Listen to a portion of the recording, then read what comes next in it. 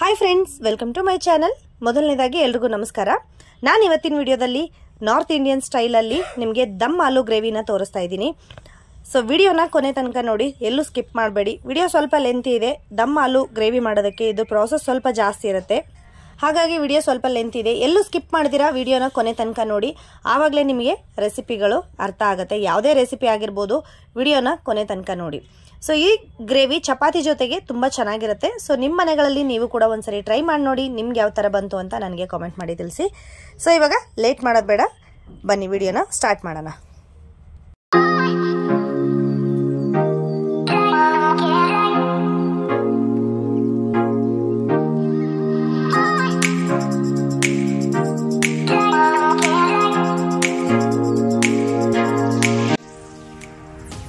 ಇದು ಚಿಕ್ಕ ಚಿಕ್ಕ ಆಲೂಗಡ್ಡೆ. ಈ ಆಲೂಗಡ್ಡೆಯಿಂದ ನಾವು ದಮ್ ಆಲೂ ರೆಸಿಪಿನ ಮಾಡ್ತಾ ಇದ್ದೀವಿ. ಇವತ್ತಿನ ವಿಡಿಯೋದಲ್ಲಿ ದಮ್ ಆಲೂ ರೆಸಿಪಿನ ನಾರ್ತ್ ಇಂಡಿಯನ್ ಸ್ಟೈಲಲ್ಲಿ ದಮ್ ಆಲೂ ರೆಸಿಪಿ. ನಾರ್ತ್ ಇಂಡಿಯನ್ ಸ್ಟೈಲ್ ಹಾಗೆ ಮತ್ತು ರೆಸ್ಟೋರೆಂಟಲ್ಲೆಲ್ಲ ಸಿಗುತ್ತೆ, ನಮಗೆ ದಮ್ ಆಲೂ ಗ್ರೇವಿ ಸಿಗುತ್ತೆ.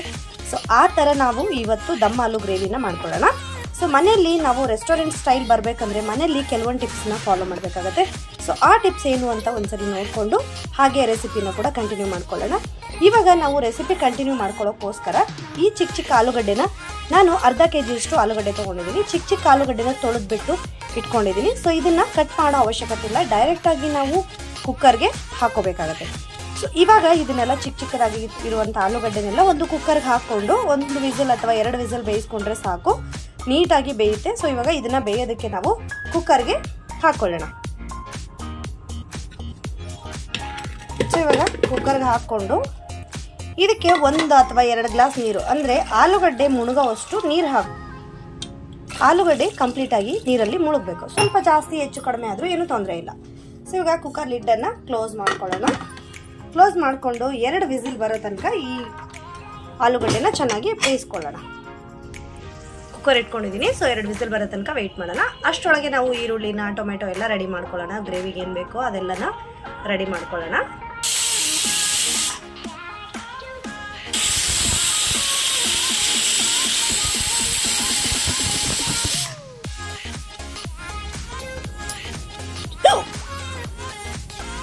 ಕುಕ್ಕರ್ 2 ವಿಸಿಲ್ ಬಂದಾಯಿತು. ಸೊ ಇವಾಗ ನಾವು ಗ್ರೇವಿಗೆ ಏನು ಬೇಕೋ ಎಲ್ಲ ರೆಡಿ ಮಾಡಿ ಇಟ್ಕೊಂಡಿದ್ದೀನಿ. ನಾನಿಲ್ಲಿ ಈರುಳ್ಳಿ ತೊಗೊಂಡಿದ್ದೀನಿ. ನಾನು 5 ಈರುಳ್ಳಿ ತೊಗೊಂಡಿದ್ದೀನಿ, ಮೀಡಿಯಮ್ ಸೈಜ್ದು 5 ಈರುಳ್ಳಿ, 3 ಟೊಮೆಟೊ, ಹಾಗೆ 2 ಹಸಿಮೆಣಸಿನ್ಕಾಯಿ. ನಂತರ ಇಲ್ಲಿ ಒಂದು 15ರಿಂದ 20 ಗೋಡಂಬಿ ತೊಗೊಂಡಿದ್ದೀನಿ ನಾನು. ಸೊ ಈ ಗೋಡಂಬಿಗಳನ್ನೆಲ್ಲ ನಾವು ಒಂದು ಬೌಲ್ಗೆ ಹಾಕ್ಕೊಂಡು, ಇವಾಗ ಇಲ್ಲಿ ಒಂದು ಬೌಲ್ ಇದೆ, ಬೌಲ್ಗೆ ಹಾಕ್ಕೊಂಡು ನೆನೆಸ್ಕೊಳ್ಳೋಣ. ಸ್ವಲ್ಪ ಬಿಸಿನೀರು ಹಾಕ್ಕೊಂಡ್ರೆ ನೆನೆಯುತ್ತೆ. ಸೊ ಇದು ನೆಂದರೆ ಇದ್ರದ್ದು ಗ್ರೇವಿ ಥಿಕ್ನೆಸ್ ಅನ್ನೋದು ತುಂಬ ಚೆನ್ನಾಗಿ ಬರುತ್ತೆ, ಹಾಗೆ ಟೇಸ್ಟ್ ಕೂಡ ತುಂಬ ಚೆನ್ನಾಗಿರುತ್ತೆ ಗ್ರೇವಿದು. ಹಾಗಾಗಿ ನಾನು ಇಲ್ಲಿ ಗೋಡಂಬಿನ ಹಾಕ್ಕೊಳ್ತಾ ಇದ್ದೀನಿ. ಗೋಡಂಬಿ ಇಲ್ಲಾಂದರೆ ನೀವು ಒಂದು ವೇಳೆ ಸ್ಕಿಪ್ ಮಾಡ್ಬೋದು, ಬಟ್ ಗೋಡಂಬಿ ಇಲ್ಲಾಂದರೆ ನಿಮಗೆ ದಮ್ ಆಲೂ ಗ್ರೇವಿ ಅನ್ನೋದು ಅಷ್ಟು ಟೇಸ್ಟಿಯಾಗಿರಲ್ಲ. ಬಟ್ ಯಾವ್ಯಾವ ರೆಸಿಪಿಗೆ ಏನೇನು ಹಾಕಬೇಕು ಅದು ಕಂಪಲ್ಸರಿ ಹಾಕಿದ್ರೇ ರೆಸಿಪಿ 100% ಪರ್ಫೆಕ್ಟಾಗಿ ಬರುತ್ತೆ. ಸೊ ಇವಾಗ ಈ ರೆಸಿಪಿಗೆ ಗೋಡಂಬಿ ಹಾಕ್ಕೊಂಡ್ರೆ ಚೆನ್ನಾಗಿರುತ್ತೆ. ಸೊ ಇವಾಗ ಇದನ್ನು ಸ್ವಲ್ಪ ನೀರು ಹಾಕ್ಬಿಟ್ಟು ನಾವು ನೆನೆಸ್ಕೊಳ್ಳೋಣ. ಇದಕ್ಕೆ ನಾನಿಲ್ಲಿ ಸ್ವಲ್ಪ ಬಿಸಿ ನೀರನ್ನು ಹಾಕ್ತಾ ಇದ್ದೀನಿ. ಸ್ವಲ್ಪ ಬಿಸಿ ನೀರು ಹಾಕಿದ್ರೆ ಚೆನ್ನಾಗಿ ನೆನೆಯುತ್ತೆ, ಬೇಗ ಗ್ರೇವಿ ಅನ್ನೋದು ಪರ್ಫೆಕ್ಟಾಗಿ ಬರುತ್ತೆ. ಇವಾಗ ಇದನ್ನು ಪಕ್ಕಕ್ಕೆ ಇಟ್ಕೊಳ್ಳೋಣ. ಹಾಗೆ ಈರುಳ್ಳಿನ ಸ್ಲೈಸಸ್ ಆಗಿ ಕಟ್ ಮಾಡ್ಕೊಳ್ಳೋಣ. ಈರುಳ್ಳಿ ಕಟ್ ಮಾಡುವಾಗ ನಿಮಗೆ ಕಣ್ಣಲ್ಲಿ ನೀರು ಬರಬಾರ್ದು ಅಂತ ಅಂದರೆ ನೀವು ಈರುಳ್ಳಿನ ಫಸ್ಟು ಒಂದು ಬೌಲಲ್ಲಿ ನೀರು ತಗೊಳ್ಳಿ. ನೀರು ತಗೊಂಡು ನೀರಲ್ಲಿ ಈರುಳ್ಳಿನ ಸಿಪ್ಪೆ ಸಮೇತನೇ ಹಾಕ್ಕೊಳ್ಳಿ. ಸಿಪ್ಪೆ ಸಮೇತ ಹಾಕ್ಕೊಂಡು ನಂತರ ನೀವು ಅದನ್ನು ಕಟ್ ಮಾಡಿಬಿಟ್ಟು ಸಿಪ್ಪೆ ಬಿಡಿಸ್ಕೊಳ್ಳಿ. ಕಣ್ಣಲ್ಲಿ 1 ಡ್ರಾಪ್ ಕೂಡ ನೀರು ಬರಲ್ಲ ನಿಮಗೆ. ಅಷ್ಟು ಈಸಿಯಾಗಿ, ಎಷ್ಟು ಈರುಳ್ಳಿ ಇದ್ದರೆ ಕೂಡ ನೀವು ಈಸಿಯಾಗಿ ಕಟ್ ಮಾಡ್ಬೋದು. ಸಿಪ್ಪೆ ತೆಗೆದಿಟ್ಕೊಳ್ಳೋ ತನಕ ಅಷ್ಟೇ, ನಿಮಗೆ ಈರುಳ್ಳಿ ಸಿಪ್ಪೆ ತೆಗೆದಿಟ್ಕೊಳ್ಳೋ ತನಕ ಮಾತ್ರ ನಮಗೆ ಕಣ್ಣಲ್ಲಿ ನೀರು ಬರುತ್ತೆ. ಸಿಪ್ಪೆ ತೆಗೆದ ನಂತರ ಈ ಥರ ಕಟ್ ಮಾಡಬೇಕಾದ್ರೆ ಅಷ್ಟಾಗಿ ಕಣ್ಣಲ್ಲಿ ನೀರು ಬರಲ್ಲ. ಸೊ ಅದು ಬೇಕಾದರೆ ನೀವು ಅಬ್ಸರ್ವ್ ಮಾಡಿ ನೋಡಿ. ನಾನು ಹೇಳಿರೋ ಟಿಪ್ಸ್ ನೀವು ಕೂಡ ಒಂದ್ಸರಿ ಫಾಲೋ ಮಾಡಿ ನೋಡಿ. ಈರುಳ್ಳಿ ಜಾಸ್ತಿ ಕಟ್ ಮಾಡೋರಿರೋರು ಬೇಗ ನಿಮಗೆ ಅದು ವರ್ಕೌಟ್ ಆಗುತ್ತೆ. ಸೊ ನೀವು ಅನ್ಕೋತೀರ ಎಷ್ಟು ಬೇಕಾದ್ರೂ ಈರುಳ್ಳಿ ಕಟ್ ಮಾಡ್ಬೋದು ಅಂತ. ಸೊ ಈ ಟಿಪ್ಸನ್ನು ಒಂದ್ಸರಿ ಫಾಲೋ ಮಾಡಿ. ನಂತರ ನಾವೀಗ ರೆಸಿಪಿ ಬಗ್ಗೆ ಮಾತಾಡ್ಕೊಳ್ಳೋದಾದರೆ, ಈ ರೆಸಿಪಿ ನಮಗೆ ಚಪಾತಿ ಜೊತೆಗೆ, ಅನ್ನದ ಜೊತೆಗೆ ಅಥವಾ ರೊಟ್ಟಿ ಜೊತೆಗೂ ಕೂಡ ಚೆನ್ನಾಗಿರುತ್ತೆ. ರೊಟ್ಟಿ ಅಂದರೆ ತಂದೂರು ರೊಟ್ಟಿ, ಹಾಗೆ ಬಟರ್ ನಾನ್ ಅದೆಲ್ಲ. ಇವಾಗ ಇದು ನಾರ್ತ್ ಇಂಡಿಯನ್ ಡಿಶ್ ಆಗಿರೋದ್ರಿಂದ ಸೊ ನಮಗೆ ನಾರ್ತ್ ಸೈಡಲ್ಲಿ ಮಾಡ್ಕೊಳ್ಳುವಂಥ ಚಪಾತಿ ಮತ್ತು ರೋಟೀಸ್ಗಳಿಗೆ ತುಂಬ ಚೆನ್ನಾಗಿರುತ್ತೆ. ರೈಸ್ಗೂ ಓಕೆ, ರೈಸ್ಗೂ ಚೆನ್ನಾಗಿರುತ್ತೆ. ನೀವು ರೈಸ್ಗೂ ಬೇಕಾದರೆ ಮಾಡ್ಕೋಬೋದು, ಬಟ್ ಚಪಾತಿಗೆ ಬೆಸ್ಟ್. ಇವಾಗ ಈರುಳ್ಳಿನ ಈ ಥರ ಚೆನ್ನಾಗಿ ಕಟ್ ಮಾಡ್ಕೊಳ್ಳೋಣ. ಸ್ಲೈಸಸ್ ಆಗಿ ಎಷ್ಟಾಗುತ್ತೋ ಅಷ್ಟು ತೆಳ್ಳಗೆ ನೀವು ಈರುಳ್ಳಿನ ಕಟ್ ಮಾಡಿ ಇಟ್ಕೋಬೇಕಾಗತ್ತೆ. ನಂತರ ನಾವು ರೆಸಿಪಿನ ಸ್ಟಾರ್ಟ್ ಮಾಡೋಣ. ಸೊ ಇವಾಗ ಈರುಳ್ಳಿನ ಒಂದ್ಸರಿ ನಾನು ಕಟ್ ಮಾಡ್ಕೊಂಡ್ಬಿಡ್ತೀನಿ, ಅಲ್ಲಿ ತನಕ ವೆಯ್ಟ್ ಮಾಡಿ.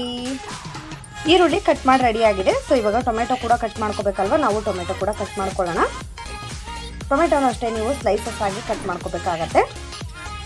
ನಾನಿಲ್ಲಿ ನಾಟಿ ಟೊಮೆಟೊ ತೊಗೊಂಡಿದ್ದೀನಿ, ಹಾಗಾಗಿ 3 ಟೊಮೆಟೊ ತೊಗೊಂಡಿದ್ದೀನಿ. ನೀವು ಒಂದು ವೇಳೆ ಫಾರಮ್ ಟೊಮೆಟೊ ತೊಗೋತೀನಿ ಅಂತ ಅನ್ನೋದಾದರೆ ಒಂದು 4ರಿಂದ 5 ಟೊಮೆಟೊ ನೀವು ತೊಗೋಬೋದು.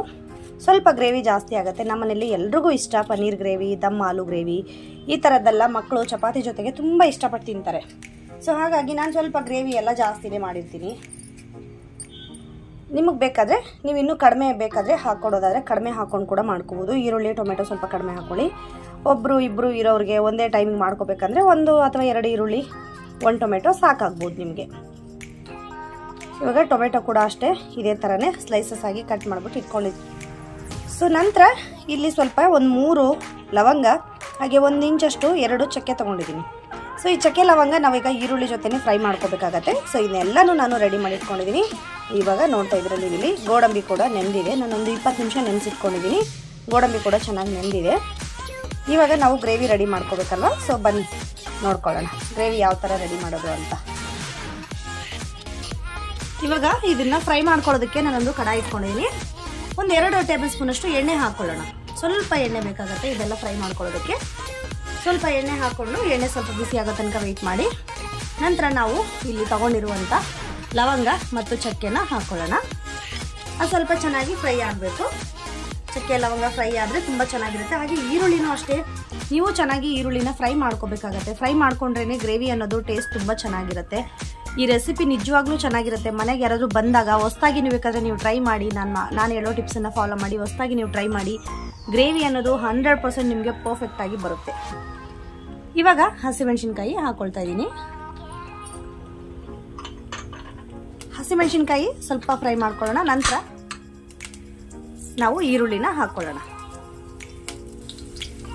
ಇವಾಗ ನಾನಿಲ್ಲಿ ಈರುಳ್ಳಿನ ಹಾಕ್ಕೊಳ್ತಾ ಇದ್ದೀನಿ.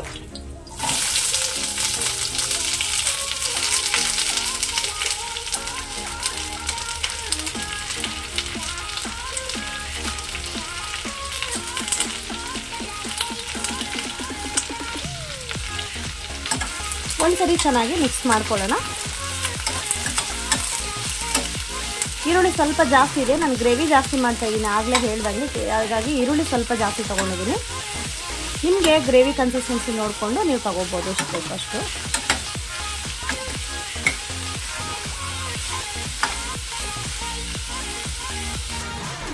ಇವಾಗ ಈರುಳ್ಳಿ ಚೆನ್ನಾಗಿ ಫ್ರೈ ಆಗಿದೆ ಅಲ್ವಾ, ನಾವು ಅದಕ್ಕೆ ಸ್ವಲ್ಪ ಶುಂಠಿ ಮತ್ತು ಬೆಳ್ಳುಳ್ಳಿ ಹಾಕ್ಕೊಳ್ಳೋಣ. ನಾನಿಲ್ಲಿ 1/2 ಇಂಚಷ್ಟು ಶುಂಠಿ ಹಾಗೆ ಒಂದು 3 ಪೀಸಷ್ಟು ಬೆಳ್ಳುಳ್ಳಿನ ಹಾಕ್ಕೊಳ್ತಾ ಇದ್ದೀನಿ. ಸೊ ಶುಂಠಿ ಬೆಳ್ಳುಳ್ಳಿ ಬಂದ್ಬಿಟ್ಟು ಆಪ್ಷನಲ್ಲು, ನಿಮಗೆ ಬೇಕಾದರೆ ಹಾಕ್ಕೊಳ್ಳಿ. ತಿಂದೇ ಇರೋರು ಸ್ಕಿಪ್ ಮಾಡಿ, ತಿನ್ನೋರಾದರೆ ಧಾರಾಳವಾಗಿ ಹಾಕ್ಕೊಳ್ಳಿ. ಸೊ ನಾನು ಹಾಕೋತಾ ಇದ್ದೀನಿ.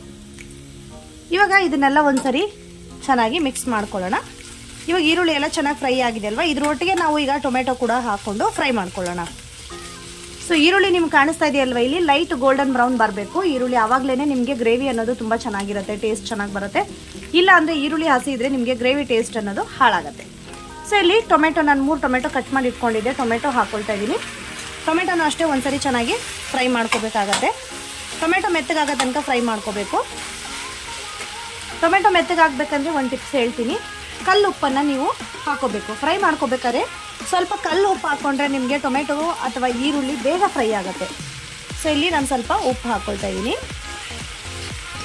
ತರಕಾರಿ ಆಗಿರ್ಬೋದು, ಈರುಳ್ಳಿ ಟೊಮೆಟೊ ಆಗಿರ್ಬೋದು, ನೀವು ಒಂದ್ಸರಿ ಈ ಥರ ಫ್ರೈ ಮಾಡ್ಕೋಬೇಕು, ನಮಗೆ ಬೇಗ ಫ್ರೈ ಆಗಬೇಕು ಅಂತ ಅನ್ನೋವಾಗ ಸ್ವಲ್ಪ ಉಪ್ಪು ಹಾಕ್ಕೊಂಡ್ರೆ ಬೇಗ ಫ್ರೈ ಆಗುತ್ತೆ. ಹಾಗೆ ಅದ್ರದ್ದು ಉಪ್ಪು ಹಾಕಿದ ನಂತರ ಫ್ರೈ ಆಗಿರೋದು ಏನೇ ಆಗಲಿ ತರಕಾರಿ ಟೇಸ್ಟೇ ಡಿಫ್ರೆಂಟ್ ಆಗಿರುತ್ತೆ. ಸ್ವಲ್ಪ ಬೇಕಾದರೆ ಒಂದ್ಸರಿ ಟ್ರೈ ಮಾಡಿ ನೋಡಿ ನೀವು ಕೂಡ ಮನೆಯಲ್ಲಿ. ಸೊ ಇವಾಗ ಇದು ಚೆನ್ನಾಗಿ ಮೆತ್ತಗಾಗೋ ತನಕ ವೆಯ್ಟ್ ಮಾಡೋಣ. ಅಷ್ಟರೊಳಗೆ ನಾವು ಆಲೂಗಡ್ಡೆ ಬೇಯಿಸ್ಕೊಂಡಿದ್ವಲ್ಲ, ಆಲೂಗಡ್ಡೆ ಬೆಂದಿದೆಯಾ ಅಂತ ಒಂದ್ಸರಿ ಚೆಕ್ ಮಾಡ್ಕೊಳ್ಳೋಣ. ಸೊ ಆಲೂಗಡ್ಡೆ ಕಾಣ್ತಿದೆಯಾ? ಸೊ ಆಲೂಗಡ್ಡೆ ಚೆನ್ನಾಗಿ ಬೆಂದಿದೆಯಾ ಅಂತ ಚೆಕ್ ಮಾಡ್ಕೊಳ್ಳೋಣ. ನಾನಿಲ್ಲಿ ನೈಫ್ ತಗೊಂಡು ಚೆಕ್ ಮಾಡ್ಕೊಳ್ತಾ ಇದ್ದೀನಿ. ಆಲೂಗಡ್ಡೆ ಚೆನ್ನಾಗಿ ಬೆಂದಿದೆ. ಸೊ ಇವಾಗ ಇದನ್ನ ಸಿಪ್ಪೆನೆಲ್ಲ ತೆಗೆದ್ಬಿಟ್ಟು ಆಲೂಗಡ್ಡೆ ಕ್ಲೀನ್ ಮಾಡ್ಕೊಳ್ಳೋಣ. ಇಲ್ಲಿ ಕಾಣಿಸ್ತಾ ಇದೆಯಾ? ಇದು ಸಿಪ್ಪೆ ಚೆನ್ನಾಗಿ ತೆಗಿಯಕ್ಕೆ ಬರುತ್ತೆ. ಬೇಯಿಸಿದ ತಕ್ಷಣ ಆಲೂಗಡ್ಡೆ ನೋಡೋಕೆ ಚಿಕ್ಕದಾಗಿದೆ, ಬಟ್ ಫ್ರೆಶ್ ಆಗಿದೆ ಆಲೂಗಡ್ಡೆ, ಹಾಗಾಗಿ ಸಿಪ್ಪೆ ಚೆನ್ನಾಗಿ ತೆಗಿಯೋದಕ್ಕೆ ಈಸಿಯಾಗಿ ಬರ್ತಾ ಇದೆ. ನೋಡಿ, ತುಂಬಾ ಚೆನ್ನಾಗಿದೆ ಆಲೂಗಡ್ಡೆ.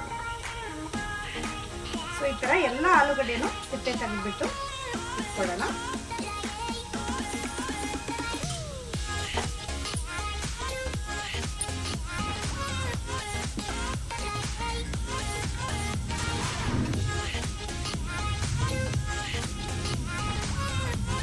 ಇವಾಗ ಟೊಮೆಟೊ ಚೆನ್ನಾಗಿ ಫ್ರೈ ಆಗಿದೆ. ಸೊ ಇವಾಗ ಟೊಮೆಟೊನ ಒಂದ್ಸರಿ ಮಿಕ್ಸ್ ಮಾಡಿಕೊಂಡು ಫ್ಲೇಮ್ ಆಫ್ ಮಾಡಿಕೊಂಡು ಇದನ್ನ ತಣ್ಣಗೆ ಮಾಡೋದಕ್ಕೆ ಬಿಡೋಣ. ಅದಕ್ಕೂ ಮುಂಚೆ ನಾವಿಲ್ಲಿ ನೆನೆಸಿಟ್ಕೊಂಡಿರುವಂಥ ಗೋಡಂಬಿ ಏನಿದೆಯಲ್ಲ, ಗೋಡಂಬಿನೆಲ್ಲ ನಾವು ಇವಾಗ ಇದಕ್ಕೆ ಹಾಕೊಳ್ಳೋಣ. ನೀರು ಬಿಸಾಕಕ್ಕೆ ಹೋಗಬೇಡಿ. ನೀರನ್ನ ನಮಗೆ ಗ್ರೇವಿ ಜೊತೆಗೆ ಯೂಸ್ ಮಾಡ್ಕೊಳ್ಳೋಣ. ಗ್ರೇವಿ ಜೊತೆಗೆ ಬೇಕಾಗತ್ತೆ ನೀರು. ಸೊ ನೀರು ಬಿಸಾಕಬೇಡಿ, ಗೋಡಂಬಿ ಮಾತ್ರನೇ ಹಾಕೋಬೇಕಾಗತ್ತೆ. ನೀರು ಪಕ್ಕಕ್ಕೆ ಇಟ್ಕೊಳ್ಳೋಣ. ಇವಾಗ ಗ್ರೇವಿ ಮಾಡ್ತೀವಲ್ವ, ಗ್ರೇವಿ ಜೊತೆಗೆ ಅದನ್ನು ನೀರನ್ನು ಮಿಕ್ಸ್ ಮಾಡ್ಕೊಳ್ಳೋಣ. ಇವಾಗ ಇದನ್ನ ತಣ್ಣಗೆ ಮಾಡ್ಕೊಳ್ಳೋಣ ನಾವು. ಇವಾಗ ಇದು ತಣ್ಣಗಾಗಿದೆ. ಸೊ ನಾವು ಒಂದು ಮಿಕ್ಸಿ ಜಾರ್ಗೆ ಹಾಕೊಂಡು ಇದನ್ನ ಒಂದು ಫೈನ್ ಆಗಿ ಪೇಸ್ಟ್ ತರ ಮಾಡ್ಕೊಳ್ಳೋಣ.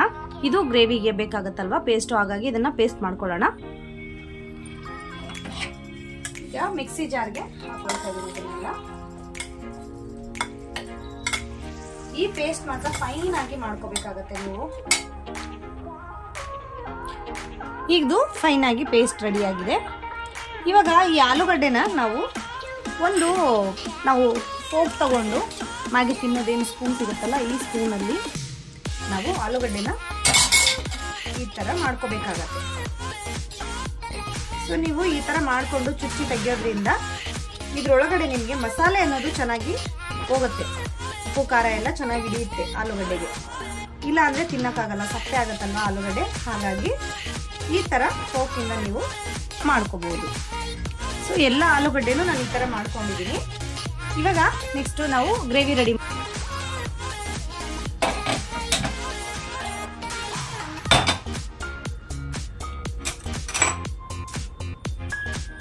ಈ ಗ್ರೇವಿಗೆ ಜಾಸ್ತಿ ಆಯಿಲ್ ಬೇಕಾಗಲ್ಲ ನಮಗೆ. ಆಯಿಲ್ ಏನಿದ್ರು ನಾವು ಫಸ್ಟ್ ಫ್ರೈ ಮಾಡ್ಕೊಳ್ತೀವಲ್ಲ, ಈರುಳ್ಳಿ ಟೊಮೆಟೊ ಸ್ವಲ್ಪ ಫ್ರೈ ಮಾಡ್ಕೋವಾಗ ಜಾಸ್ತಿ ಆಯಿಲ್ ಬೇಕಾಗುತ್ತೆ. ಇವಾಗ ಏನಷ್ಟು ಬೇಕಾಗಲ್ಲ, 1 ಟೇಬಲ್ ಸ್ಪೂನ್ ಆಯಿಲ್ ಆದರೆ ಸಾಕು.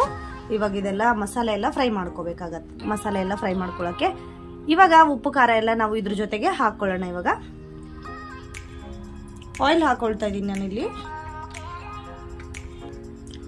ಆಯಿಲ್ಗೆ ಇಲ್ಲಿ ಪಲಾವ್ ಎಲೆನ ಹಾಕೊಳ್ತಾ ಇದ್ದೀನಿ 2. ಪಲಾವ್ ಎಲೆ ಹಾಕೊಳ್ಳೋದ್ರಿಂದ ಅದ್ರ ಮಸಾಲೆ ಟೇಸ್ಟ್ ಅನ್ನೋದು ತುಂಬ ಚೆನ್ನಾಗಿರುತ್ತೆ ಗ್ರೇವಿದು, ಹಾಗಾಗಿ ಎಲೆ 2 ಹಾಕೊಳ್ತಾ ಇದ್ದೀನಿ. ಎಣ್ಣೆ ಸ್ವಲ್ಪ ಬಿಸಿ ಆಗಲಿ. ನಂತರ ನಾವು ಮಸಾಲೆನ ಇವಾಗ ರುಬ್ಬಿಟ್ಕೊಂಡಿರುವಂಥ ಪೇಸ್ಟನ್ನು ಅದಕ್ಕೆ ಹಾಕೊಳ್ಳೋಣ. ನಾವು ಪೇಸ್ಟ್ ನಿಮಗೆ ಈ ಥರ ಫೈನ್ ಆಗಿ ಇರಬೇಕು. ತುಂಬ ಸಣ್ಣ ಇದ್ದರೆ ಗ್ರೇವಿ ಅನ್ನೋದು ನಿಮಗೆ ಚೆನ್ನಾಗಿ ಬರುತ್ತೆ. ಇವಾಗ ಪೇಸ್ಟ್ ಹಾಕೊಳ್ತಾ ಇದ್ದೀನಿ ನಾನು.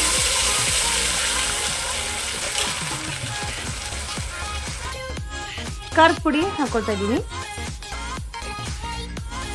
ಅರಿಶಿನ ಪುಡಿ ಅರ್ಧ ಸ್ಪೂನ್, ಧನಿಯಾ ಪೌಡರ್ 1 ಸ್ಪೂನ್, ಉಪ್ಪು ರುಚಿಗೆ ತಕ್ಕಷ್ಟು. ನಾವು ಆಲ್ರೆಡಿ ಉಪ್ಪು ಹಾಕೊಂಡಿದ್ವಲ್ಲ, ಹಾಗಾಗಿ ನಾನು ಇವಾಗ ಉಪ್ಪು ಕಡಿಮೆ ಹಾಕೊಳ್ತಾ ಇದ್ದೀನಿ. ಈರುಳ್ಳಿ ಫ್ರೈ ಮಾಡಬೇಕಾದ್ರೆ ನಾನು ಆಲ್ರೆಡಿ ಉಪ್ಪು ಹಾಕೊಂಡಿದ್ದೆ, ಅದಕ್ಕೋಸ್ಕರ ಇವಾಗ ಕಡಿಮೆ ಹಾಕೊಳ್ತಾ ಇದ್ದೀನಿ ಉಪ್ಪು. ಸೊ ಇವಾಗ ಈ ಗ್ರೇವಿನ ಒಂದ್ಸರಿ ಚೆನ್ನಾಗಿ ಫ್ರೈ ಮಾಡ್ಕೋಬೇಕಾಗತ್ತೆ. ಮಸಾಲೆ ಎಲ್ಲ ಮಿಕ್ಸ್ ಮಾಡಿಕೊಂಡು ಒಂದ್ಸರಿ ಚೆನ್ನಾಗಿ ಫ್ರೈ ಮಾಡ್ಕೋಬೇಕಾಗತ್ತೆ.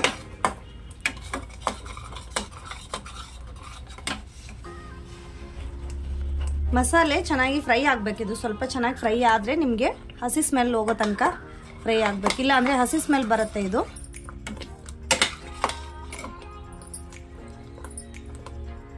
ಒಂದು 2 ನಿಮಿಷ ಫ್ರೈ ಮಾಡ್ಕೊಂಡ ನಂತರ ನಾನಿಲ್ಲಿ ಜಾರನ್ನ ತೊಳೆದ್ಬಿಟ್ಟು ಅದನ್ನೇ ನೀರನ್ನು ಹಾಕೊಳ್ತಾ ಇದ್ದೀನಿ. ನೀರು ಹಾಕಿದ ನಂತರ ಒಂದ್ಸರಿ ಚೆನ್ನಾಗಿ ಮಿಕ್ಸ್ ಮಾಡ್ಕೊಳ್ಳೋಣ. ಈ ಥರ ನಿಮಗೆ ಗ್ರೇವಿ ಕನ್ಸಿಸ್ಟೆನ್ಸಿ ನೋಡಿಕೊಂಡು ನೀರು ಹಾಕ್ಕೊಳ್ಳಿ. ನೀವು ನಿಮ್ಗೆ ಎಷ್ಟು ತಿಕ್ಕಾಗಿ ಬೇಕೋ ಅಥವಾ ತೆಳ್ಳಗೆ ಬೇಕಾ ಅಂತ ನೋಡಿಕೊಂಡು ನೀರು ಹಾಕೋಬೋದು ನೀವು. ನಾನಿಲ್ಲಿ ಚಪಾತಿಗೆ ಮಾಡ್ತಾ ಇರೋದ್ರಿಂದ ಸ್ವಲ್ಪ ತಿಕ್ಕಾಗಿ ಮಾಡ್ಕೊಳ್ತಾ ಇದ್ದೀನಿ ಗ್ರೇವಿನ. ಇಲ್ಲಿ ಕಾಣಿಸ್ತಾ ಇದೆಯಲ್ವಾ,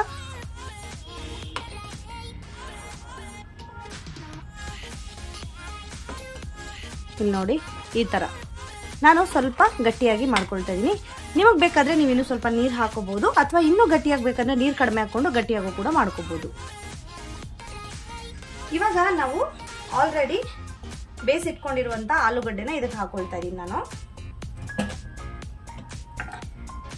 ಆಲೂಗಡ್ಡೆನ ಇದ್ರ ಜೊತೆಗೆ ಹಾಕೊಂಡು ಒಂದ್ಸರಿ ಚೆನ್ನಾಗಿ ಒಂದು ಕುದಿ ಬರೋ ತನಕ ಬೇಯಿಸ್ಕೋಬೇಕಾಗತ್ತೆ. ಒಂದ್ಸರಿ ಮಿಕ್ಸ್ ಮಾಡ್ಕೊಳ್ಳೋಣ. ಈ ಥರ ಮಿಕ್ಸ್ ಮಾಡಿಕೊಂಡು ಚೆನ್ನಾಗಿ ಒಂದು ಕುದಿ ಬರೋ ತನಕ ಕುದಿಸ್ಕೋಬೇಕಾಗತ್ತೆ. ನಂತರ ನಾವೀಗ ಲಾಸ್ಟಲ್ಲಿ ಇದಕ್ಕೆ ಕಸೂರಿ ಮೇಥಿನ ಹಾಕೊಳ್ಳೋಣ. ಇದು ಇವಾಗ ಒಂದು ಕುದಿ ಬರೋ ತನಕ ಲಿಡ್ಡನ್ನು ಕ್ಲೋಸ್ ಮಾಡ್ಕೊಳ್ಳೋಣ. ಇಲ್ಲಿ ನಾನು ಕಸೂರಿ ಮೇಥಿ ತಗೊಂಡಿದ್ದೀನಿ. ಕಸೂರಿ ಮೇಥಿ ಅಂತ ಕೇಳಿದ್ರೆ ನಿಮ್ಗೆ ಅಂಗಡಿಗಳಲ್ಲೆಲ್ಲ ಸಿಗುತ್ತೆ. ಸೊ ಇದನ್ನ ಸ್ವಲ್ಪ ನಾವು ಕ್ರಷ್ ಮಾಡಿಬಿಟ್ಟು ಹಾಕೋಬೇಕಂದ್ರೆ ಪುಡಿ ಮಾಡಿಬಿಟ್ಟು ಹಾಕೋಬೇಕು. ಇದು ಹೀಗೆ ಪುಡಿ ಆಗೋದಿಲ್ಲ. ನಾವು ಸ್ವಲ್ಪ ಹೆಂಚನ್ನು ಬಿಸಿ ಮಾಡಿಕೊಂಡು ಹೆಂಚಲ್ಲಿ ಒಂದೆರಡು ನಿಮಿಷ ಹಾಕ್ಕೊಂಡ್ರೆ, ಒಂದೆರಡು ನಿಮಿಷ ಬೇಡ, ಒಂದು 10 ಸೆಕೆಂಡ್ ಹಾಕ್ಕೊಂಡ್ರು ಸಾಕು, ಚೆನ್ನಾಗಿ ಪುಡಿ ಪುಡಿ ಆಗುತ್ತೆ. ಸೊ ನೀವು ಕಸೂರಿ ಮೇಥಿ ಈ ಥರ ಕಲರ್ ಚೇಂಜ್ ಆಗ್ದಂಗೆ ಗ್ರೀನ್ ಕಲರಲ್ಲಿ ಇರಬೇಕಂದ್ರೆ ಕೆಲವು ಟಿಪ್ಸನ್ನು ನೀವು ಫಾಲೋ ಮಾಡಬೇಕಾಗತ್ತೆ. ಸೊ ಆ ಟಿಪ್ಸ್ ಎಲ್ಲನೂ ಸೇರಿ ನಾನು ನೆಕ್ಸ್ಟ್ ವಿಡಿಯೋದಲ್ಲಿ ನಿಮಗೆ ತಿಳಿಸ್ತೀನಿ. ಇವಾಗ ಇದು ಕುದಿ ಬಂದಿದೆ. ಒಂದ್ಸರಿ ಇದನ್ನ ನೋಡ್ಕೊಳ್ಳೋಣ.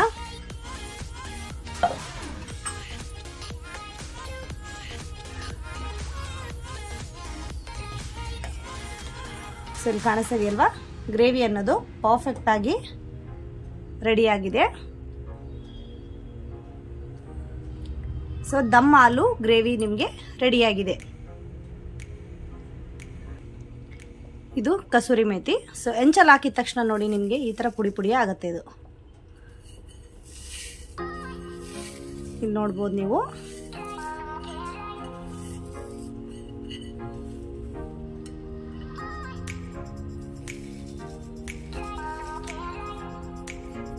ಸೊ ಈ ಥರ ಪುಡಿ ಮಾಡಿ ಹಾಕೊಂಡ್ರೆ ಮಕ್ಳಿಗೂ ಬಾಯಿ ಸಿಗಲ್ಲ, ನಿಮಗೆ ಈಸಿಯಾಗಿ ಮಕ್ಕಳಿಗೆಲ್ಲ ಕೊಡ್ಬೋದು ಕೂಡ ನೀವು.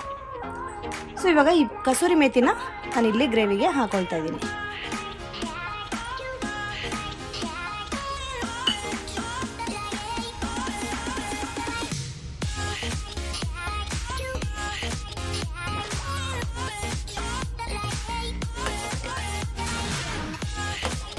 ಬಿಸಿ ಬಿಸಿಯಾಗಿರುವಂಥ ದಮ್ ಆಲೂ ಗ್ರೇವಿ ರೆಡಿ.